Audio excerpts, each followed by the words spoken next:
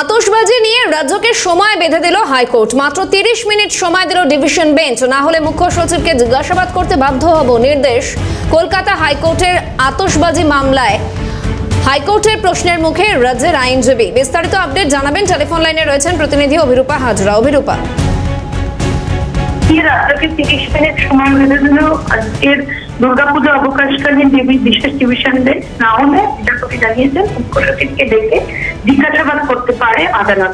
এবং মূলত বাজি বাজার শুরু হয়ে গিয়েছে এবং তার কোনো গাইডলাইন নেই, সেই বিষয় নিয়ে এই জনস্বার্থ মামলা দায়ের হয়েছিল এবং পরিবেশ দপ্তরের ভূমিকা নিয়েও প্রশ্ন তুলে এই জনস্বার্থ মামলা দায়ের হচ্ছিল এবং বলা হচ্ছিল যে পরিবেশ বান্ধব যে বাজি, সেই বাজিও যে বিক্রি করার কথা তেমনটা নয়, রঙিন বাজি বিক্রি হয় না। সম্প্রতি অনেক বেশি আতশবাজি বা এই ধরনের বাজি বিক্রি হয় যা পরিবেশের জন্য ক্ষতিকর। আর সেই কারণে এই মামলা যখন রুজু হয় এবং সকালে মামলা রুজু হলে বিকেলবেলা এই মামলার শুনানি হয়, তখনই এই হুঁশিয়ারি দেন বিচারপতিরা এবং বিচারপতি বিশ্বজিৎ বসু ডিভিশন বেঞ্চ সাফ জানায় যে 30 মিনিট সময় দেওয়া হচ্ছে রাজ্য সরকারি আইনজীবীকে।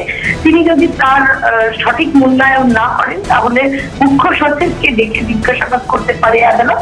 আপাতত সময় দেওয়া হয়েছে, আপাতত এখন পর্যন্ত রাজ্যের আইনজীবী এখন কিছু জানাননি, জানালে অবশ্যই তার আপডেট পাওয়া যাবে।